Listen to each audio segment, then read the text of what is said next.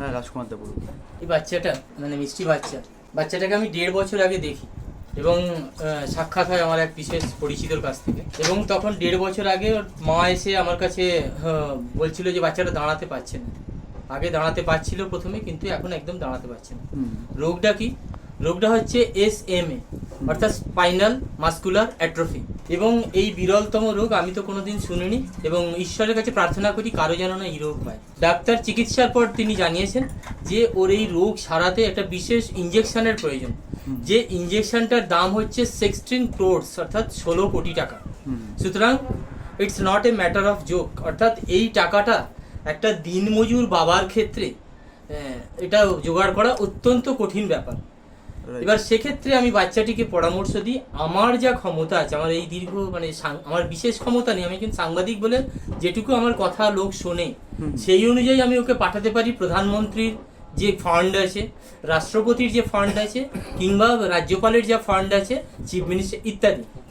যাই হোক, first step of this achievement, আমি প্রথমেই যথারীতি এসেছিলেন, ছবি টবি করেছেন বাচ্চাটাকে নিয়ে, বাট সেখানে একটা কাজকর্ম হয়েছিল, ওকে পাঠানো হয়েছিল চিকিৎসার জন্য, কিন্তু আলটিমেট এখনো পর্যন্ত ও দাঁড়াতে পারছে না। চিকিৎসা আমি সারা বছর পড়লাম কিন্তু পাস করলাম না, 3rd ডিভিশন পেলাম কিংবা কম্পার্টমেন্টাল পেলাম, কিন্তু এটা পড়া নয়। আমি ওকে সম্পূর্ণভাবে দাঁড় করাতে চাইছি।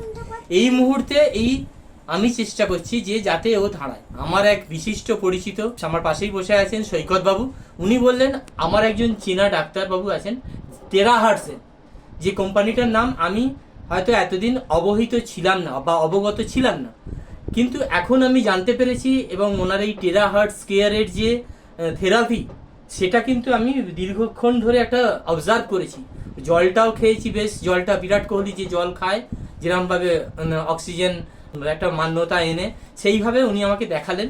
এবং আমি একটা মেশিনের ওপর বসেছিলাম, আগে দেখিয়েছি, যেটার জন্য প্যারাসিটামল লেস জ্বর কমে যাবে, অর্থাৎ খানিকক্ষণ বাদে জ্বর ঘাম দেবে শরীরে।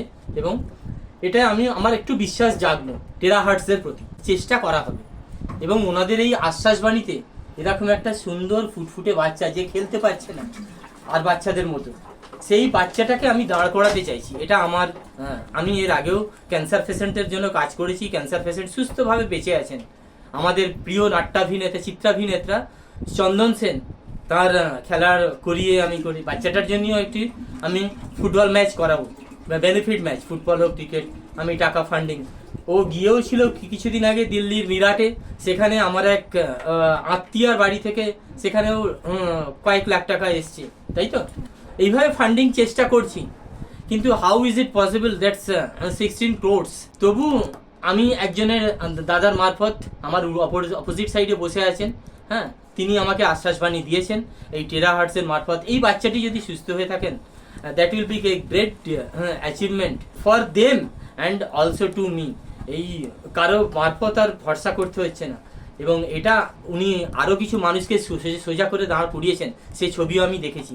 এবং ওনার মুখে থেরাপির মাধ্যমে মুখও বেশ সুন্দর অবয়ব করেছেন, সেটাও আমি দেখেছি। এই দীর্ঘ কতগুলো প্রমাণ সাপেক্ষে আমি বলতে চাইছি, এই বাচ্চাটিকে উনি এভাবেই দাঁড় করিয়ে দিন। ঈশ্বর আপনার তো মঙ্গল করবেন এবং আরও মানুষ আপনার কাছে ছুটে আসবে এই টেরাহার্টসের নাম করে। নমস্কার, ভালো থাকবেন।